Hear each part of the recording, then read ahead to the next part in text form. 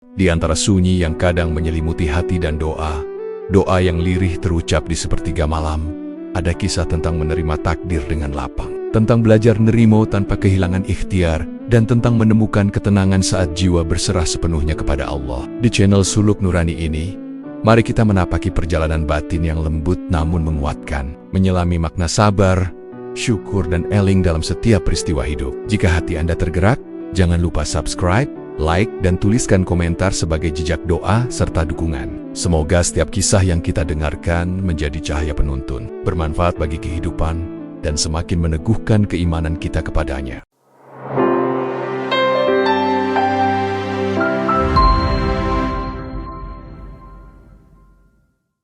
Sahabat Suluk Nurani, hidup kadang berjalan tenang seperti air yang mengalir di sungai kecil desa. Namun tanpa aba-aba, arus itu bisa berubah deras dan menghantam apa saja yang dilewatinya. Begitulah yang dirasakan seorang hamba ketika harapan yang ia rajut dengan doa dan usaha tiba-tiba runtuh di hadapannya. Rencana yang disusun rapi buyar, impian yang dijaga sepenuh hati seakan diambil begitu saja. Di titik itu, dada terasa sesak, pikiran dipenuhi tanya, "Mengapa harus aku ya Allah?" Pada awalnya ia mencoba tegar, ia berkata pada dirinya bahwa semua akan baik-baik saja. Namun semakin ia menenangkan diri, semakin kuat gelombang kecewa itu datang. Ia merasa telah berusaha semampunya. Ia telah berdoa di setiap sujudnya. Ia merasa sudah mengetuk pintu langit dengan penuh harap. Tetapi kenyataan tetap tidak berubah. Yang datang justru kehilangan dan kegagalan. Hatinya mulai goyah. Ia tidak marah kepada Allah, tetapi ia tidak mampu menyembunyikan rasa pedih yang terus menggerogoti batinnya. Dalam kesunyian malam, ia duduk sendiri. Ia memandangi langit yang gelap tanpa bintang. Di dalam hatinya muncul pergulatan yang tidak sederhana. Jika semua ini adalah takdir, mengapa terasa begitu berat? Jika ini sudah ditentukan, apakah usahanya selama ini sia-sia? Pertanyaan-pertanyaan itu berputar tanpa jawaban. Ia mulai merasa lelah. Lelah melawan kenyataan. Lelah mencoba memahami rahasia Tuhan. Beberapa hari kemudian, ia bertemu dengan seorang yang lebih tua dan bijak. Orang itu tidak banyak berbicara. Ia hanya mendengarkan dengan sabar setiap keluh kesah yang keluar dari hati yang rapuh itu. Setelah hening beberapa saat, orang tua itu berkata pelan, "Urip kui mong mampir ngombe, sing dadi duekmu mong pandum sing wis digaris ke Gusti." Hidup ini hanya singgah sebentar. Yang menjadi milikmu hanyalah bagian yang telah digariskan Tuhan. Kalimat itu sederhana, tetapi menghantam tepat di dalam dada. Ia mendengar tentang Rimo ing Pandum, tentang menerima bagian yang telah Allah tetapkan. Namun dalam hatinya muncul penolakan halus. Apakah menerima berarti menyerah? Apakah Rimo artinya berhenti berjuang? Ia takut jika menerima berarti mengakui kekalahan. Ia khawatir jika pasrah berarti lemah. Pergulatan itu kembali muncul. Kali ini lebih dalam, antara ingin percaya dan masih ingin memprotes keadaan. Hari-hari berikutnya menjadi ruang perenungan. Ia mulai melihat kembali perjalanan hidupnya. Ada banyak hal yang dulu juga tidak ia mengerti, tetapi pada akhirnya membawa kebaikan yang tidak pernah ia duga. Ada luka yang justru mendewasakannya. Ada kegagalan yang membuka jalan baru. Perlahan ia menyadari bahwa tidak semua yang terasa pahit benar-benar buruk. Tidak semua yang hilang berarti sia-sia. Ia juga mulai memahami bahwa menerima bukan berarti berhenti berusaha. Menerima adalah mengakui bahwa manusia memiliki batas, sedangkan Allah Maha mengetahui segalanya. Usaha tetap harus dijalankan, tetapi hasil bukan sepenuhnya milik manusia. Disitulah letak ujian keimanan. Ketika doa belum terjawab sesuai keinginan, apakah hati tetap percaya bahwa Allah sedang menata yang terbaik bagi hambanya? Di tengah perenungan itu, hatinya belum sepenuhnya tenang. Luka itu masih terasa, namun ada satu perubahan kecil yang mulai tumbuh. Ia tidak lagi menyalahkan keadaan. Ia mulai belajar diam. Bukan diam karena putus asa, tetapi diam untuk mendengar suara batinnya sendiri. Dalam diam itu, ia merasakan bahwa mungkin selama ini, ia terlalu ingin mengatur segalanya. Ia lupa bahwa hidup bukan hanya tentang keinginan, tetapi juga tentang kepasrahan. Guncangan itu belum sepenuhnya reda, namun benih kesadaran mulai tertanam. Ia belum sepenuhnya nerimo, tetapi ia mulai membuka pintu hatinya untuk memahami. Ia mulai menyadari bahwa perjalanan menerima takdir bukanlah langkah yang instan. Ia adalah proses yang melewati kecewa, tangis, dan pertanyaan panjang. Dan mungkin dari sinilah laku batin yang sesungguhnya baru saja dimulai. Hari-hari setelah guncangan itu tidak lagi sekeras sebelumnya, tetapi batinnya masih menyimpan sisa tanya. Ia mulai memikirkan kembali kalimat tentang Nrimo ing Pandum yang pernah ia dengar. Selama ini ia mengira menerima berarti berhenti berharap. Ia takut jika Nrimo akan mematikan semangatnya untuk berjuang. Namun semakin ia renungkan, Semakin ia merasa bahwa ada makna yang belum ia pahami sepenuhnya. Suatu sore ia kembali menemui orang tua bijak yang dulu menenangkannya. Dengan jujur ia berkata bahwa dirinya masih bingung. Ia ingin taat pada takdir Allah, tetapi ia juga tidak ingin menjadi pribadi yang lemah. Orang tua itu tersenyum lembut. Ia berkata bahwa nrimo bukan berarti duduk diam dan menunggu keajaiban. Nrimo adalah menerima hasil setelah usaha dilakukan dengan sungguh-sungguh. Usaha adalah kewajiban manusia, sedangkan hasil adalah hak Allah. Penjelasan itu perlahan membuka ruang baru dalam pikirannya. Selama ini ia mencampur adukan antara pasrah dan menyerah. Menyerah adalah berhenti sebelum berjuang. Pasrah adalah menyerahkan hasil setelah berjuang. Keduanya tampak mirip, tetapi sangat berbeda. Dalam ajaran hidup orang Jawa yang selaras dengan nilai Islam, keseimbangan antara ikhtiar dan tawakal menjadi jalan tengah yang menenteramkan. Ia mulai melihat kembali dirinya. Bukankah selama ini ia sudah berusaha dengan sungguh-sungguh? Ia telah bekerja keras, berdoa, dan meminta petunjuk. Jika hasilnya tidak sesuai harapan, bukan berarti usahanya sia-sia. Bisa jadi Allah sedang mengarahkan langkahnya ke arah yang belum ia mengerti. Disitulah ia mulai memahami bahwa nrimo bukan mematikan daya juang, melainkan menjaga hati agar tidak hancur oleh hasil yang tidak sesuai keinginan. Dalam perenungan itu, ia teringat ajaran para wali yang menyebarkan Islam dengan cara lembut dan membumi. Mereka tidak memaksa keadaan berjalan sesuai kehendak pribadi. Mereka berusaha sepenuh hati, lalu menyerahkan hasilnya kepada Allah. Ada kebijaksanaan dalam cara itu. Hati tetap kuat dalam usaha, tetapi tetap rendah dalam menerima keputusannya. Perlahan, ia mencoba mempraktikkan pemahaman baru itu. Ia kembali menata langkahnya. Ia memperbaiki rencana yang sempat gagal. Ia mencari peluang lain yang mungkin selama ini terlewatkan. Bedanya, kali ini ia tidak lagi dikuasai kecemasan yang berlebihan. Ia berusaha dengan tenang. Ia berdoa tanpa memaksa. Ia belajar berkata dalam hati, "Ya Allah, aku berikhtiar semampuku. Selebihnya, Engkau yang menentukan." Perubahan kecil itu membawa dampak besar dalam batinnya. Ia merasa lebih ringan. Jika sebelumnya setiap kegagalan terasa seperti hukuman, kini ia melihatnya sebagai bagian dari proses. Ia tidak lagi merasa dipermainkan oleh keadaan. Ia mulai percaya bahwa Allah tidak pernah keliru dalam menetapkan takdir bagi hambanya. Bahkan ketika jalan itu berliku dan melelahkan, tetap ada hikmah yang tersembunyi. Namun perjalanan ini belum sepenuhnya mudah.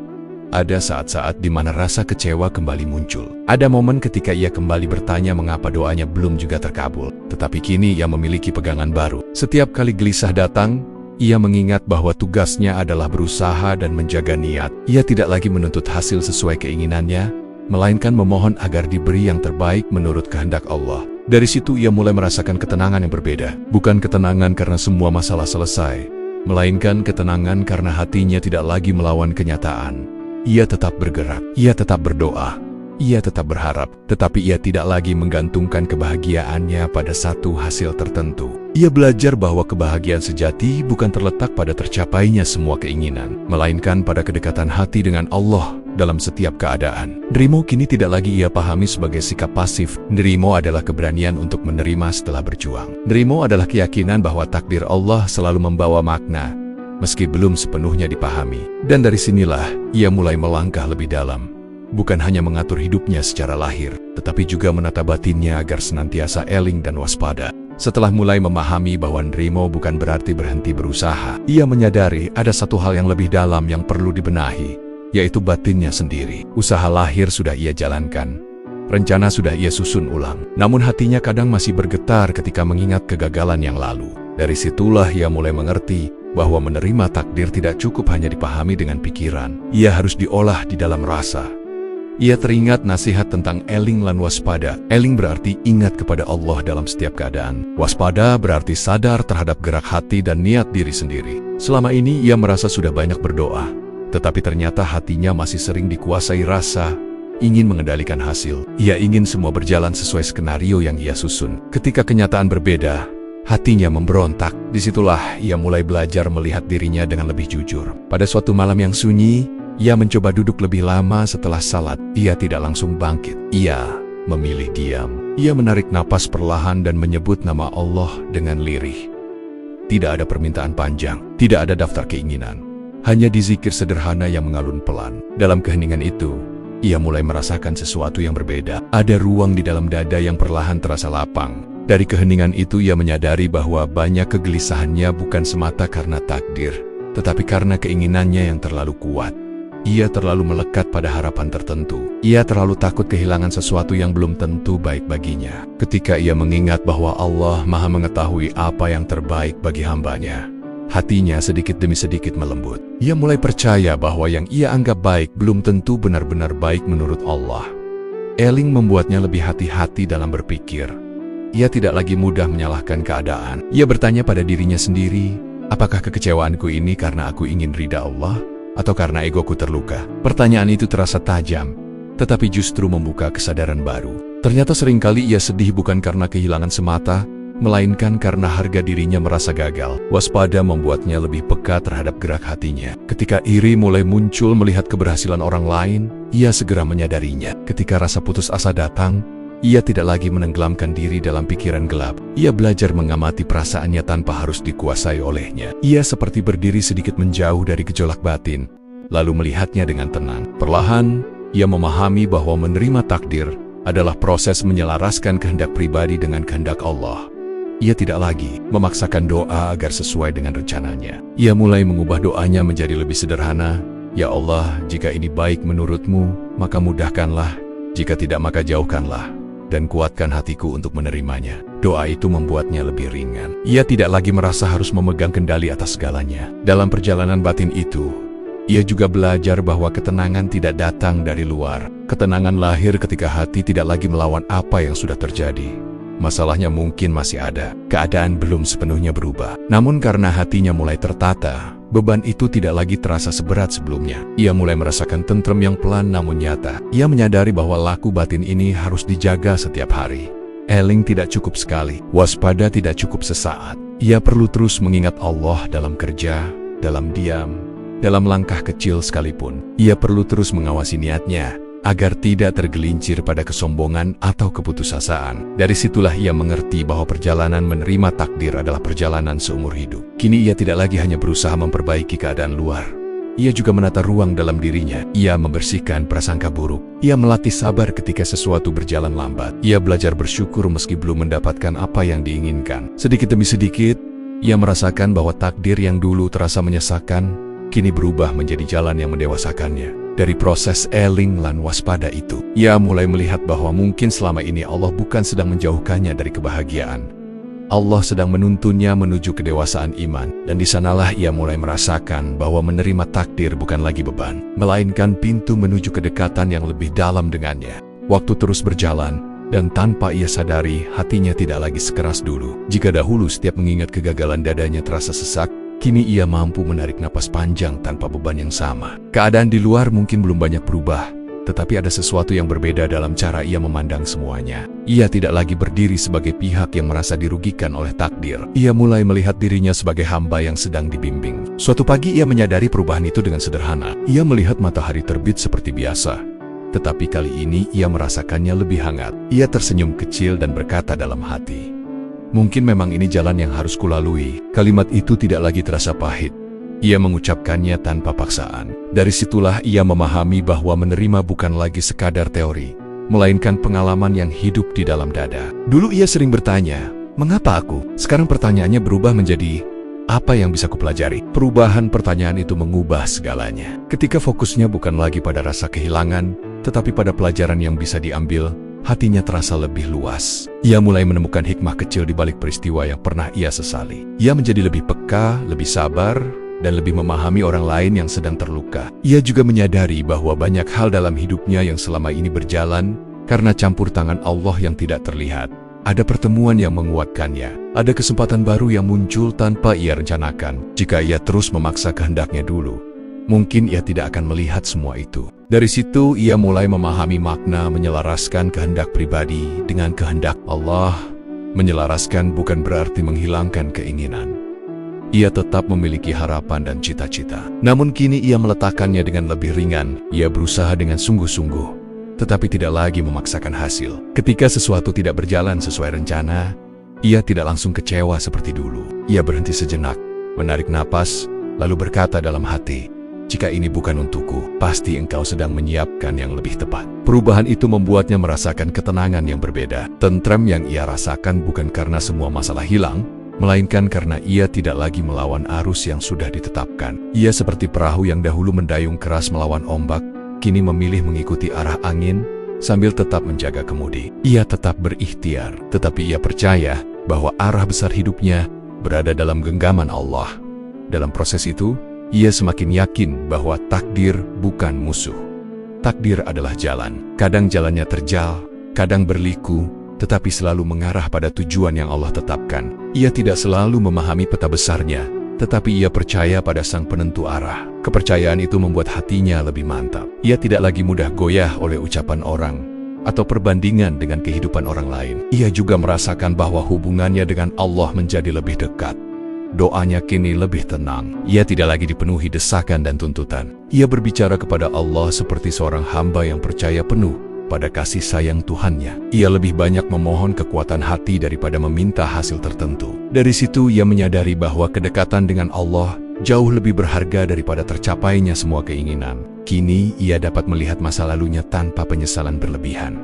Ia memahami bahwa setiap luka telah membentuknya. Setiap kegagalan telah mengajarinya rendah hati. Setiap kehilangan telah mendekatkannya pada Allah.